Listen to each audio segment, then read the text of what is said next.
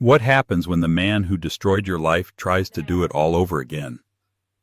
Anna Lawson was invisible. After a bitter divorce, left her with nothing but her broken dreams and a mountain of debt, her ex-husband Brent thought she was finished. He invited her to the year's most exclusive gala, not as a guest, but as a target, a broken toy he could parade in front of his new life. He wanted to shame her. He wanted to break her. What he didn't know was that the most powerful man in the room, the billionaire everyone was there to impress, had a secret. And that secret was Anna. The invitation was not an olive branch. It was a weapon. It arrived on a Tuesday, a day already gray with drizzle and the lingering smell of turpentine from Anna Lawson's struggling art restoration business. The envelope was obscenely heavy, thick cream cardstock that felt like armor. Her name, Ms. Anna Lawson, was written in sharp, precise calligraphy. It felt less like an invitation and more like a summons. The annual Titans Ball. A grotesque name for a grotesque display of wealth held this year in the Grand Cathedral Ballroom at the Plaza Hotel. Anna sank onto the worn stool in her tiny studio apartment, which doubled as her workshop. Her fingers stained with pigment and aching from delicate work traced the embossed logo of Walker Industries. Brent's company. His company. The one they had built together until he decided she was dead weight. "He can't be serious," she whispered, her breath fogging the cold window. Her phone buzzed. It was her best friend Sophie. "You got it, didn't you?" Sophie's voice was tight with anger. "I'm holding it," Anna replied, feeling the sharp edge of the cardstock. It was like a paper cut, a small, precise slice of pain. "You're throwing it in the incinerator, right, or at least the recycling bin?" "No, the shredder. Anna, you are not going." I don't know." "What is there to know? He's a monster. He took the house, the savings, he even fought you for the good knives. He's doing this to humiliate you, Anna. He wants to show off his new 22-year-old arm candy and point at you in what you can afford." Sophie was right. Anna looked around. Her life was a collection of half-repaired canvases that paid her pennies on the dollar for her expertise. After the divorce, Brent's lawyers had systematically portrayed her as a hobbyist, a dilettante with no real-world skills. Her art history degree, her specialized training in pre-Renaissance restoration, cute, Brent had called it in court. He had generously let her keep her little painting hobby. Now she lived in a 400-square-foot walk-up, her main client, a mysterious anonymous collector known only as Mr. G, who sent priceless artifacts via a white-glove courier service and paid 3 times her asking rate. Mr. G was the only reason she was still solvent. "He wants me to feel small, Soph," Anna said, her voice hardening. "He's been doing it for a decade. He did it every day of our marriage. He's still doing it. So don't let him. Don't go." "No," Anna said, a spark igniting in her chest. It was a cold, unfamiliar fire. "No, you're wrong. The only way to stop him from having this power is to show him he has none. I'm going." "Anna, what are you going to wear?" "The dress you wore to my cousin's wedding." Anna looked at her closet. Her options were a sensible navy sheath dress and, well, mostly just the sensible navy sheath dress. "I'll figure it out," she said, though her stomach was a knot of ice. "He expects me to hide. He expects me to be broken. I may be broke, Sophie, but I am not broken." The next 3 days were a blur. Anna cashed the check from Mr. G for her most recent project, restoring a 17th-century Dutch miniature. The payment was, as always, conspicuously large. It was enough. Enough for the rent, the utilities, and one more thing. She went not to a high-end boutique, but to a curated consignment shop on the Upper East Side, one favored by socialites who only wore things once. There in the back she found it. A deep emerald green velvet gown. It was simple, long-sleeved, and devastatingly elegant. It fit her like a second skin. It wasn't new, but it was timeless. She paired it with the only good jewelry she had left, her grandmother's simple pearl earrings. Standing in her cramped bathroom, she hardly recognized the woman staring back. The stains were scrubbed from her hands. Her honey blonde hair was pulled back in a severe, elegant chignon, and her eyes looked like a soldier's. "You will not break me, Brent," she whispered to the mirror. "You will never, ever break me again." She took a taxi, not a limo. As she pulled up to the glittering facade of the plaza, she saw them. Brent Walker, broad-shouldered and smug in a custom tuxedo with a girl on his arm. Tiffany. She was impossibly tall, wearing a dress that seemed to be made of strategically placed red sequins and a lot of ambition. Anna paid the driver, took a deep breath, and stepped out onto the curb. The air was cold, but she felt nothing. She was a restorer. She knew how to handle fragile things, and tonight she would prove she was not one of them. The Grand Cathedral Ballroom was designed to make mortals feel small. Vaulted ceilings dripped with crystal chandeliers, and the walls were adorned with gold leaf that shimmered like captured sunlight. A full orchestra played something classical and unobtrusive. The room was filled with the braying laughter of old money and the shark-like smiles of the new. Anna felt the familiar cold tentacles of imposter syndrome wrap around her. Her velvet dress, which had felt so elegant in her tiny apartment, now seemed dull and heavy.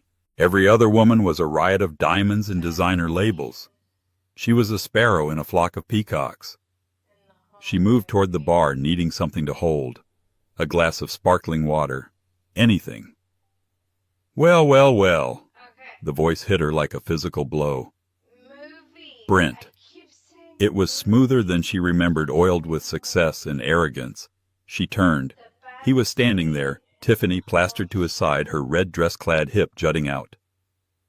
Brent's eyes raked over Anna, a slow, insulting appraisal.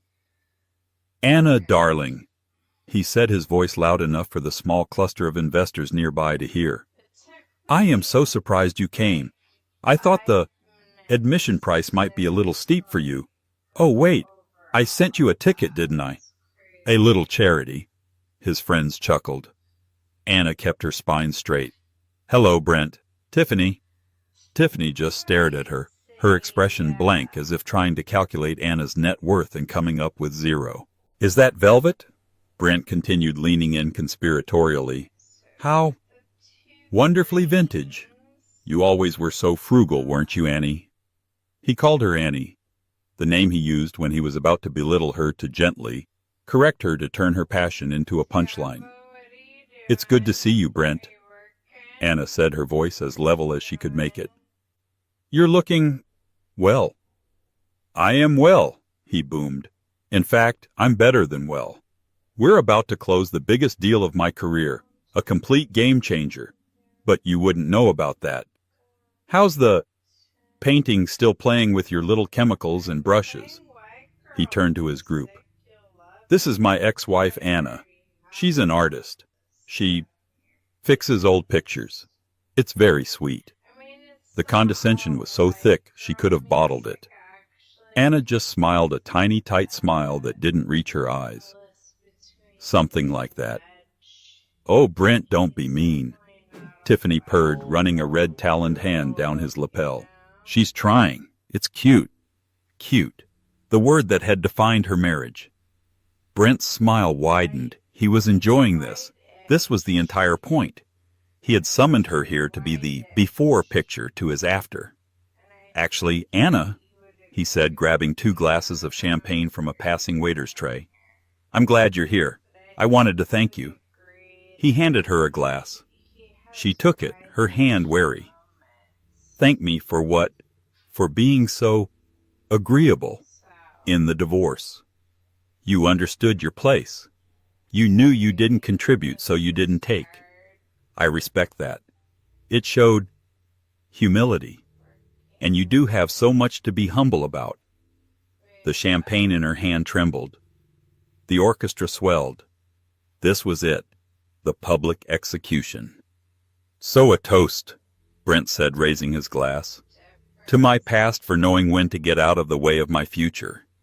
He clinked his glass against hers a little too hard, and as he did, his other hand, the one holding his own glass, tilted. A torrent of cold, bubbling champagne cascaded down the front of Anna's dress. It was a perfect, deliberate waterfall of gold liquid.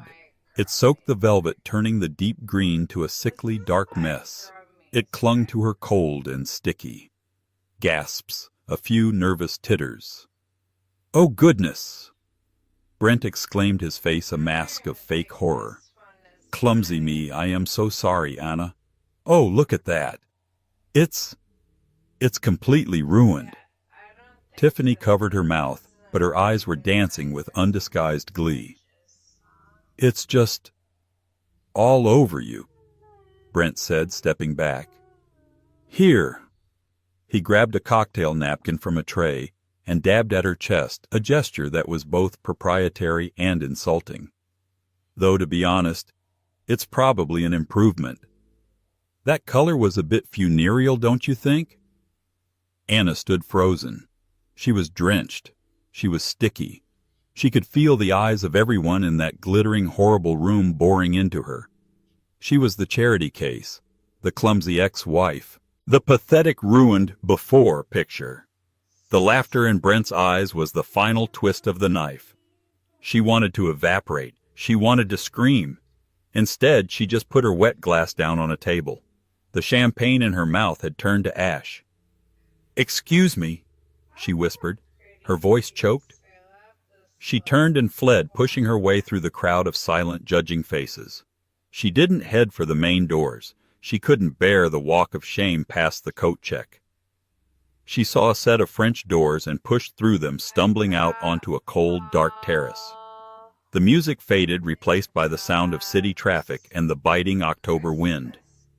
It whipped her hair from its chignon, stinging her wet face. She gripped the cold stone balustrade, her knuckles white, and finally let the tears come. They were hot, angry, and humiliating.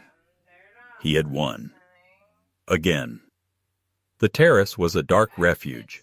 Below Central Park was a black, sprawling void, and the lights of the city seemed to mock her. Anna's sobs were raw, torn from her throat. She had been so stupid, so naive, thinking she could walk back into his world and survive. She had worn her dignity like armor, and he had shattered it with a single careless gesture. The velvet of her dress was heavy and cold, clinging to her skin like a shroud.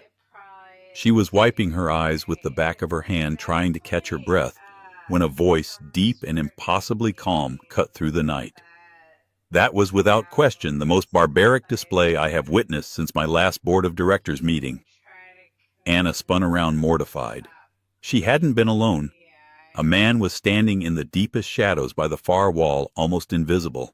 All she could see was the silhouette of a tall, impeccably tailored suit and the red-orange glow of a lit cigarillo. He took a step forward into the faint light spilling from the ballroom. He was not what she expected. He wasn't one of Brent's loud, backslapping colleagues. He looked to be in his late 40s, with striking salt-and-pepper hair, a strong jaw, and eyes so dark and intelligent they seemed to absorb the light. He was impossibly handsome, but it was a quiet, severe handsomeness. He looked more like a scholar than a tycoon. He held out a perfectly folded white linen handkerchief. "He did that on purpose," the man stated. It wasn't a question. Anna took the handkerchief, her hand shaking. It was monogrammed. GP. "Yes," she whispered, her voice still thick. "He did." "Your ex-husband, I presume. Brent Walker." Anna dabbed at her face, startled. "You know him." "I know of him," the man said, his voice laced with a faint, unplaceable European accent. "He has been persistent in trying to get my attention. He seems to believe I am the key to his next great success." The man took another step, studying her, not with pity, but with a sharp, analytical curiosity. "You are Anna Lawson. You specialize in this conservation of 17th-century Dutch and Flemish oil miniatures. Your preferred solvent is a custom-balanced benzyl alcohol gel, and you believe that modern restorers are too quick to in-paint, sacrificing authenticity for aesthetics." Anna's blood ran cold. The tears stopped instantly. Who are you?" He smiled, a small, almost imperceptible lift at the corner of his mouth. He took a final draw from the cigarillo and then stubbed it out in a planter. Forgive me, we've been corresponding for 9 months, but we've never been formally introduced. He stepped fully into the light. I'm Gabriel Price. But you know me as Mr. G. Anna's knees went weak. She gripped the balustrade. Gabriel Price. Not just a Gabriel Price. The Gabriel Price. The reclusive, borderline mythical private equity kingmaker. The man Forbes had dubbed the Phantom of Wall Street. The man Brent had been obsessed with landing for the last 6 months. Brent's game-changing deal was an infrastructure project that needed a primary investor, and that investor was rumored to be Price. You're Mr. G, she stammered. But the pieces you sent, the Winter Duchess, the Vermeer sketch, are all part of my private collection, Gabriel finished. I inherited a great many things, Ms. Lawson, but my father had terrible taste in restorers. They were butchers. They smothered history. Then I read your graduate thesis published in a very obscure art journal, the one on pigment degradation, and I knew you were the one. He looked at the champagne-soaked mess of her dress. He doesn't know, does he, what you do? He calls it my hobby. Anna said, bitterness returning. His ignorance is staggering, Gabriel said flatly. I have been in that room for 2 hours, Ms. Lawson, surrounded by people who believe they are the titans of the universe. And the only true genius I have found is out here freezing and covered in cheap champagne. Anna didn't know what to say. The entire world had just tilted on its axis. The man who had been silently funding her survival was the man her ex-husband was desperate to impress. Gabriel looked back through the glass doors, his expression darkening as he saw Brent now holding court, regaling his friends with the story of Anna's humiliation. He wanted to make you a joke, Gabriel said, his voice dropping to a low, dangerous frequency. He wanted to show his new vapid acquisition that he had discarded something worthless. He turned back to Anna. His dark eyes were intense. He made a catastrophic error. He assumed no one else would see your value, and in doing so he has just handed me the weapon I need to destroy him. Destroy him, Anna repeated, shocked. I do not suffer fools, Ms. Lawson, and I do not under any circumstances abide bullies. He humiliated a person I hold in the highest possible esteem. He will not finish the night on his feet. He checked his watch, a slim, elegant Patek Philippe. But first we must rectify this. He gestured to her dress. You cannot return to the battle in ruined armor. Return, Anna said, shaking her head. I'm not returning. I'm calling a cab and going home. No, Gabriel said, his tone leaving no room for argument. You are not. You will not give him the satisfaction of your retreat. You will give me the satisfaction of your return. He pulled out his phone and typed a single swift text. I have a suite upstairs, he said, pocketing the device. My assistant will have options waiting. We are going to fix this. And then you and I are going to walk back into that ballroom, and we are going to finish this. Anna looked at this man, this phantom who knew her preferred solvents and held her ex-husband's fate in his hands. The cold was gone. All she felt was a terrifying blazing heat. What are you going to do? Gabriel Price offered her his arm. I'm going to give him exactly what he wants. He wants to introduce his ex-wife to the world. I'm just going to amend the introduction. Gabriel led Anna not through the ballroom but through a private staff corridor. His movements were silent and economical. He swiped a black keycard at a service elevator and they ascended in complete silence, the only sound the expensive hum of the machinery. Mr. Price. Anna started wiping her palms on the still damp velvet. I don't understand. Why do all this? You're my client, but... Ms. Lawson, he interrupted gently as the elevator chimed. Your work, your mind, has been the only truly civilized conversation I've had in a year. Brent Walker and his ilk, they trade in concrete and steel. They build things. You save things. You save history. It's a far more valuable skill. The doors opened directly into a sprawling penthouse suite. It was larger than her entire apartment building. A fire roared in a marble fireplace, and the lights of the city glittered from floor-to-ceiling windows. A severe-looking woman with a tablet was waiting. "Mr. Price, Ms. Lawson." On a king-sized bed laid out with impossible speed were 3 gowns. Not just gowns. Gowns. One was a classic black, another a startling silver, but it was the third that caught Anna's eye. It was a deep midnight blue, almost black, crafted from a heavy silk that seemed to drink the light. It was an Oscar de la Renta. "That one," Gabriel said, instantly confirming her choice. "There are shoes and accessories in the dressing room," the assistant said, already moving to dispose of the other 2 dresses. "You have 15 minutes. Mr. Price will be waiting." Anna was bustled into a bathroom that was a symphony of white marble. She washed the champagne from her skin, her hands still shaking. The dress fit as if it had been made for her. It was stark, powerful, and utterly sophisticated. In the dressing room she found a pair of simple Manolo Blahnik heels, and in a small velvet box, a Bulgari necklace, a single brilliant diamond suspended on a whisper-thin platinum chain. When she emerged, Gabriel Price was waiting by the window, a fresh pocket square in his suit. He turned, and for the first time his analytical gaze softened. He didn't just look. He saw.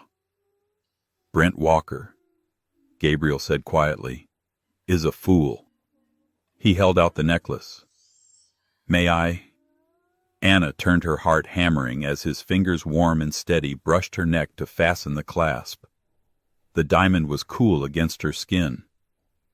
This is too much," she whispered. "It is precisely enough," he replied, his voice close to her ear. "It's a loan, unless, of course, you decide to keep it." He stepped back. "Now, the plan. It's very simple. Walker is chasing my investment. His entire project is leveraged on my signature. His board, his partners, they are all in that room tonight waiting for me to give the signal. And you're not going to—" "I am going to pivot," Gabriel said.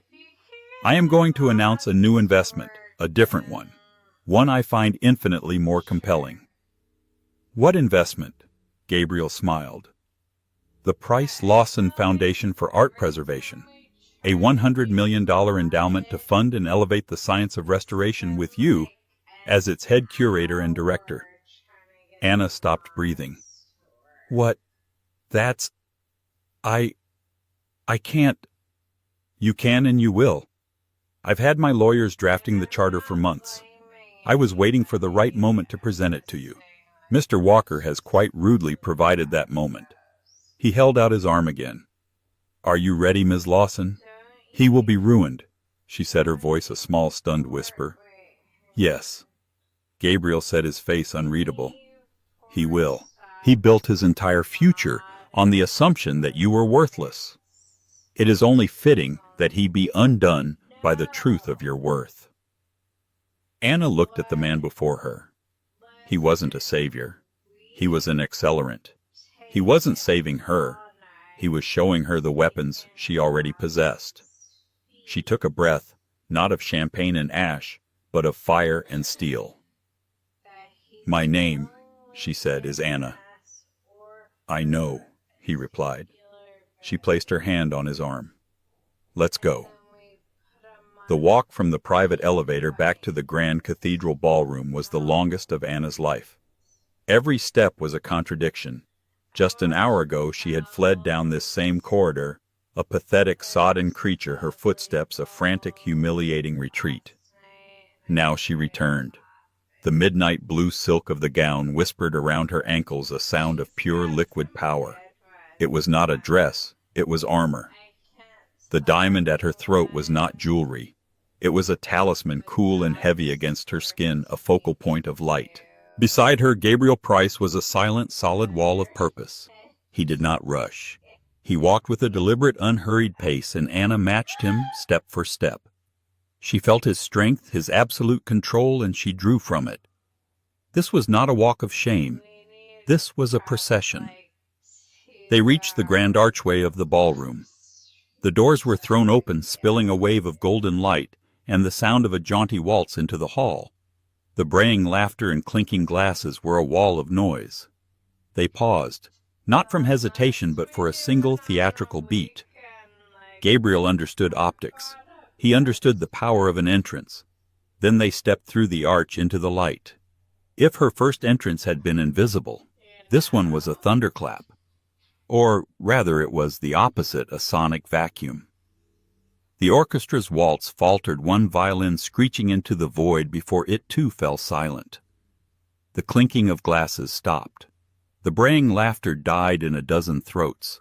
A physical wave of silence rippled outward from the doorway as one by one the titans of industry turned.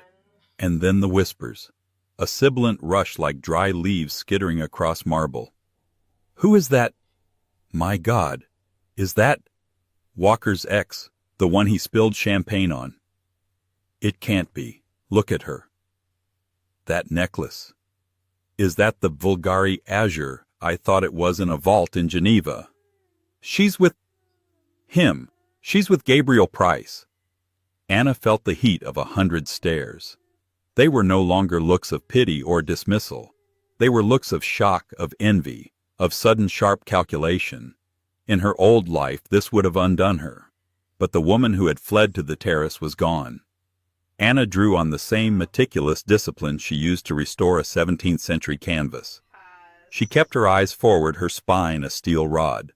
Her chin was high. She was not there for them. She was on a mission. Her gaze was fixed on a point in the center of the room, a target. Brent. He was oblivious. He was holding court with a small group of older, serious-looking men, the board. He had his back to the door, a fresh glass of champagne in his hand, his voice loud as he regaled them with some anecdote. He was the king of his small, self-made castle. But Tiffany, standing beside him, was a predator. She sensed the shift in the room's atmosphere before he did. Her painted-on smile froze. She looked up, her eyes scanning the crowd, and then she saw them. Her face, a mask of bored, practiced glamour, collapsed. The smile vanished, replaced by a slack-jawed gape. Her eyes, wide with confusion, darted from Anna's face to the impossible dress, to the blazing diamond, and then with dawning horror to the man whose arm Anna held. Her red-taloned hand gripped Brent's arm, pinching him hard. "Brent," she hissed. "What?" He snapped, annoyed at the interruption. "What is it?" He turned, and his world stopped. It was a masterpiece of a man's psyche imploding in real time. First, pure animal confusion. Who is this woman? Then dawning, sickening recognition. Anna. And finally pure, unadulterated, pants-wetting shock as his brain processed the impossible. His Anna. With Gabriel Price. His eyes darted frantic and white. From Anna's face, calm, cold, and beautiful, to the diamond at her throat, to the hand she had resting possessively on Price's arm. He looked at her, dress no longer a damp rag of velvet, but a shimmering column of couture. The blood drained from his face, leaving him looking chalky and sick under the warm ballroom lights. Gabriel did not pause. He did not wait for Brent to recover. He began to walk. He navigated the room as if he owned it. And the crowd, this collection of the most powerful people in the city, parted for them like the Red Sea. They created a silent, staring corridor, a pathway leading directly to the epicenter of Brent's humiliation. Anna walked with him, her steps measured. She felt like a queen. No, she felt like a restorer who had finally meticulously stripped away the grime to reveal the masterpiece beneath. Brent was frozen, a statue of his own arrogance. He was sweating now, a visible sheen on his forehead. He saw his boss, Mr. Henderson, watching him, his expression sharp and questioning. He saw his investors. He had to regain control. He had to frame this. As they stopped before him, Brent blundered forward, forcing a laugh that sounded like a cough. "Mr. Price, sir," he stammered, his voice too high. You made it. I was worried. And I see you've, met my ex-wife." It was his fatal error. He tried to claim them both, to frame it as his introduction, to put Anna back in the box he had built for her. He even fatally turned to Anna.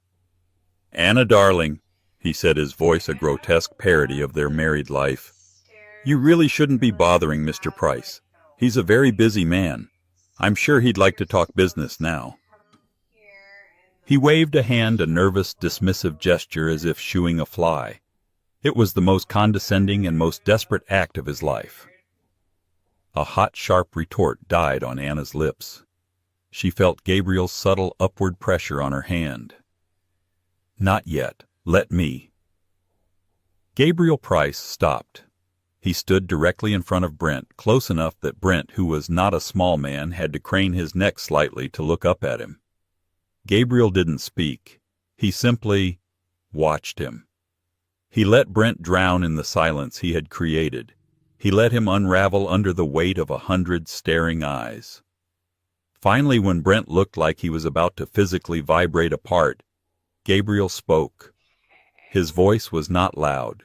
It was quiet. It was clear. And it carried sharp as a shard of ice to every corner of the now tomb-like room. "Mr. Walker." The use of his name was a slap. "I am indeed a busy man, which is why I am so bothered." The silence that fell over the Grand Cathedral ballroom was not merely a lack of sound. It was a physical presence, a heavy, suffocating blanket that pressed down on every guest. The orchestra had long since faltered into a discordant halt, the musicians' frozen bows hovering uselessly over strings. Every eye, every watt of attention in that glittering, opulent room was locked onto the four people in the center: a terrified, sweating Brent, a furious, wide-eyed Tiffany, a regal, reborn Anna, and a lethal, utterly calm Gabriel Price. "You wanted to thank your past, Mr. Walker," Gabriel continued, his quiet voice slicing through the stillness with surgical precision. "You wanted to toast to what you left behind. You stood here in front of your colleagues and your superiors, and you celebrated your future by attempting to destroy the person who helped you build your present." Gabriel's gaze was unyielding, pinning Brent in place. "You seem to be under a fundamental misunderstanding of what and who you discarded. You thought you were casting off dead weight. You thought you were silencing a hobbyist. You thought you were making a joke." Brent opened his mouth, a desperate, dry croak emerging. "Sir, Mr. Price, it was a mistake, a misunderstanding. She is..." Gabriel interrupted, his voice dropping an octave. "Your catastrophic error in judgment." The words hung in the air. This was business language. This was the language Mr. Henderson, Brent's boss, understood. Henderson's face, which had been confused, now sharpened with sudden cold dread. Gabriel turned a subtle, deliberate movement that drew every eye with him. He faced Anna, and the cold, analytical mask he wore for the world seemed to dissolve, replaced by something warm and profoundly respectful. He took Anna's hand, not her arm, her hand. He didn't lift it to his lips, not yet. He simply held it, lacing his fingers with hers in a gesture of unmistakable possession of partnership. He presented their clasped hands to the room as if it were a new signed treaty. Anna's heart was a drum against her ribs. She felt the squeeze of his hand, a silent command. "Stand with me. This is it." Gabriel turned his gaze back to the room, sweeping it over the investors, the board members, and finally landing with crushing finality on Brent Walker. "You may know her as your ex-wife." He paused, letting the title hang in the air, dripping with all the condescension Brent had loaded it with. "But I and the rest of the world will know her differently." He lifted their joined hands, slightly a declaration. "Gentlemen, ladies, I am honored to be the first to introduce you to Anna Lawson, my partner." A ripple of shock. Partner Brent's eyes widened. Mr. Henderson leaned forward. This was a business alliance. The future director of the $100 million Price Lawson Foundation for Art Preservation. A collective audible gasp. 100 million. Her name, the hobby, was now a global foundation. Brent's face, which had been pale, began to turn a sickly grayish green. He was choking. He understood now the nature of Mr. G. He understood the checks that had kept her afloat. And Gabriel added, his voice ringing with a final devastating clarity. My fiancé. Fiancé. The word dropped into the silence like a diamond dropped into a chasm. It was absolute. It was indefensible. It was the end of Brent Walker. Anna's shock was so profound she almost laughed. Her eyes snapped to Gabriel's. He gave her hand another infinitesimal squeeze, his expression never wavering. Trust me. Brent Walker's face imploded. It was a physical collapse. His arrogance, his confidence, his entire carefully constructed world, it all shattered in that single instant.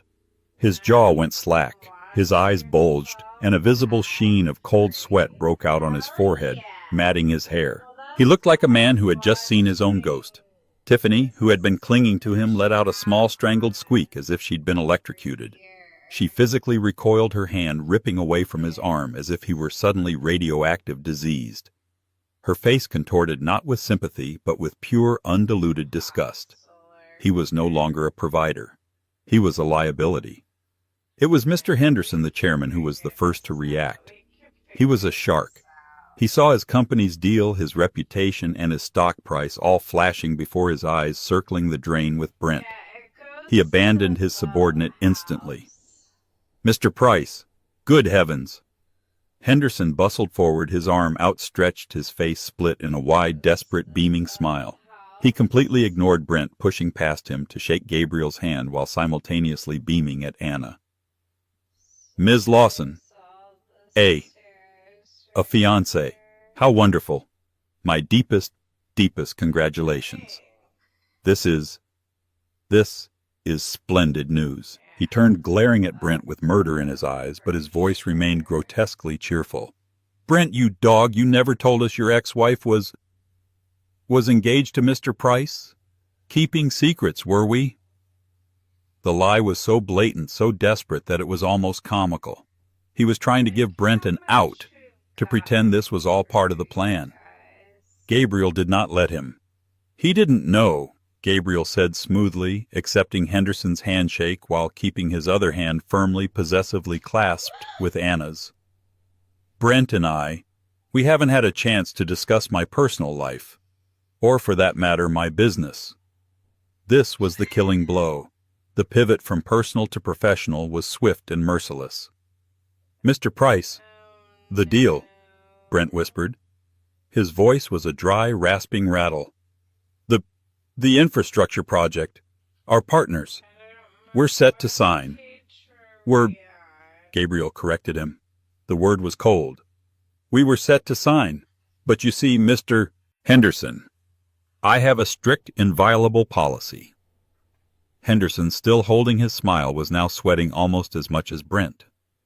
Sir, I do not partner with men who lack judgment.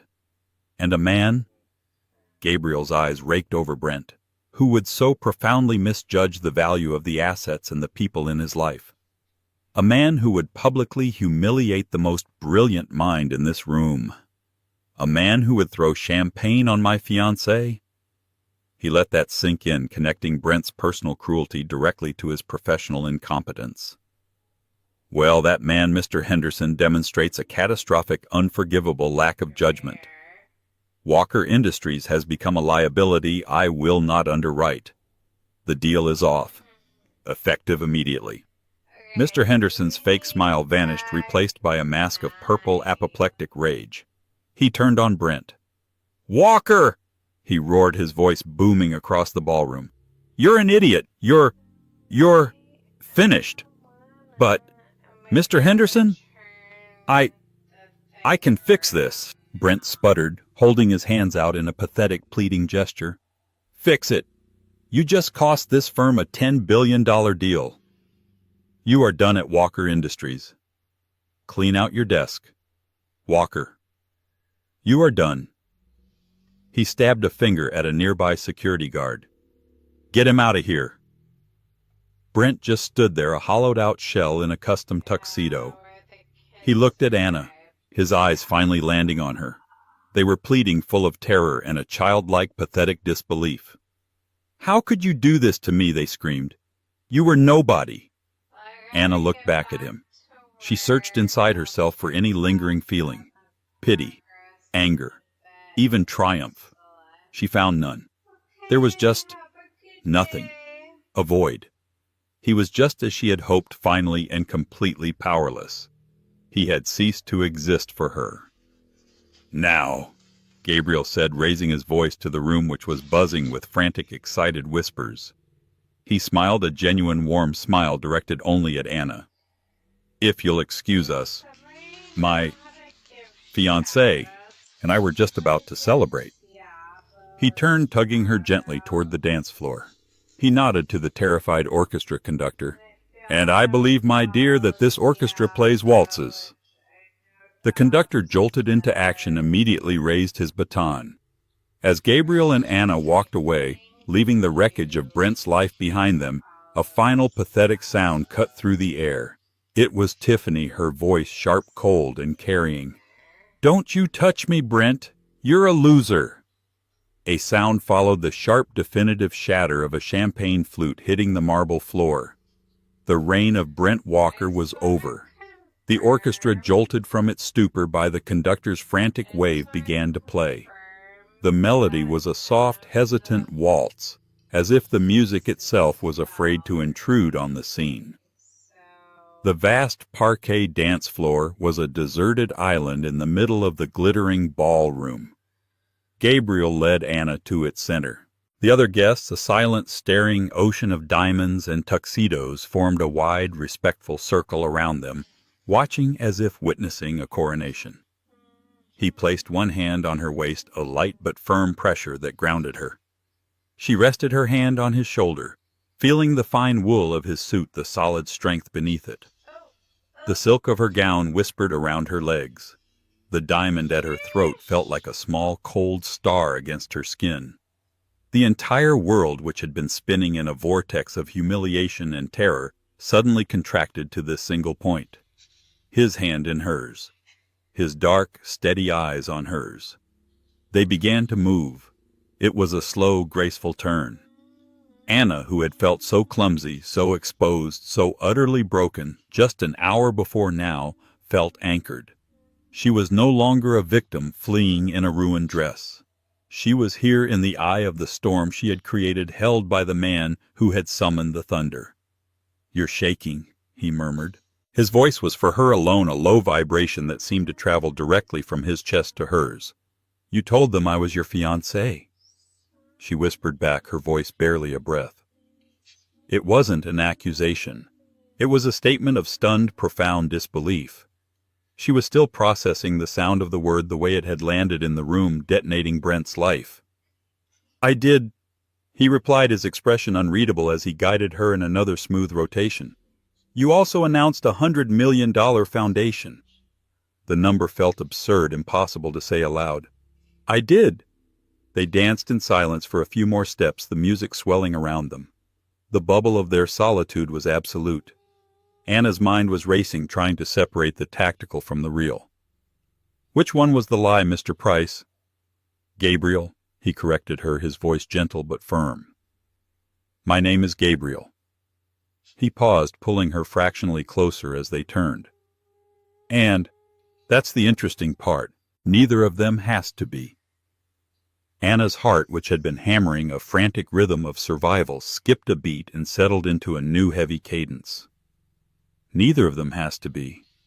The sheer breathtaking audacity of the statement. She looked into his eyes, searching for a hint of guile of a tycoon's manipulative play. She found none. She found only a startling, sober sincerity. I don't understand," she said, and it was the truest thing she'd ever said. "Anna," he said, his gaze intense, "the foundation is real. It is as real as the Vermeer sketch you restored for me." He saw the question in her eyes and answered it.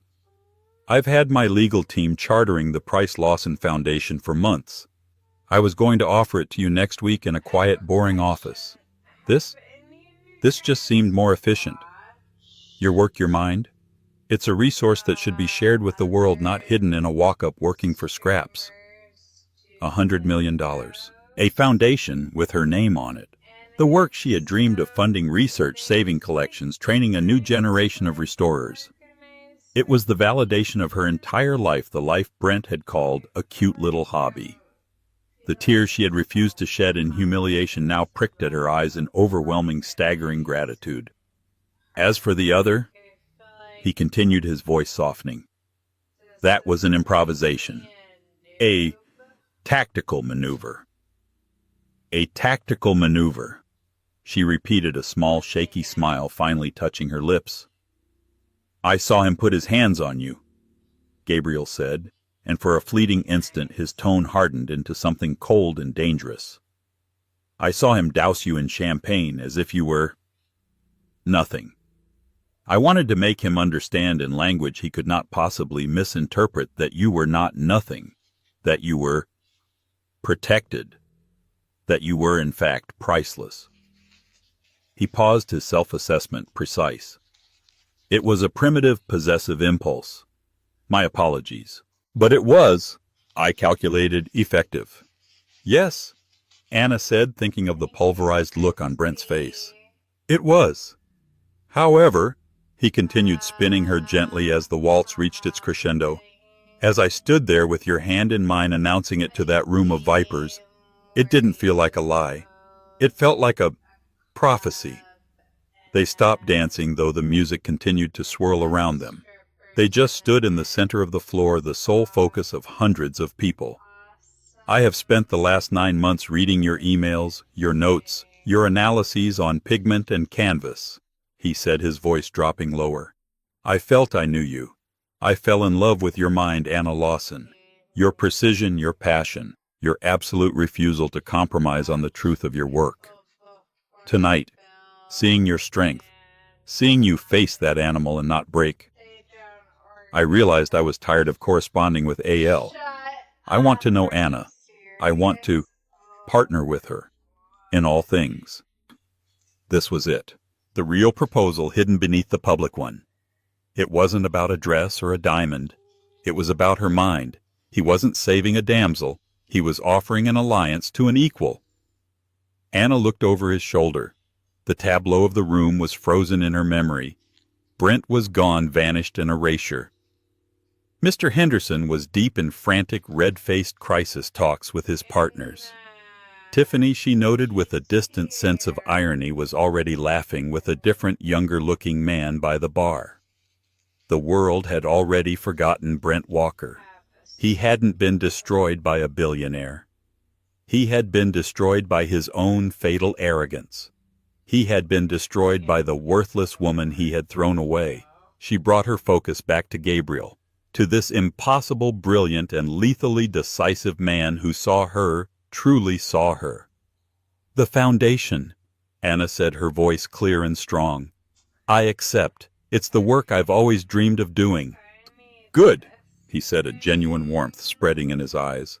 And as for the other proposition, Gabriel waited, his expression unreadable, giving her the space to make her own choice. Anna smiled.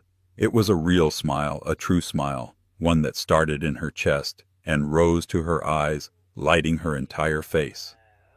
I think you should ask me again, properly, when we are not the center of a corporate execution and I am not wearing your diamond.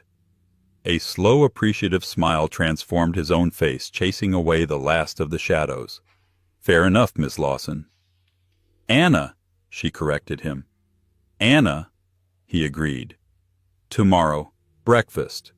My suite, 10 a.m. We will discuss the charter and other things. It's a date, she said. He took her hand, the one he was holding, and this time he did raise it to his lips, kissing her knuckles with a gesture of old-world charm that felt less like romance and more like a sealing of an oath, a mark of profound respect. Now, he said, turning with her to face the room, I believe we are being congratulated. The spell was broken. The music swelled into a triumphant crescendo, and the crowd, seeing that the crisis was over and a new power couple had been anointed, surged forward.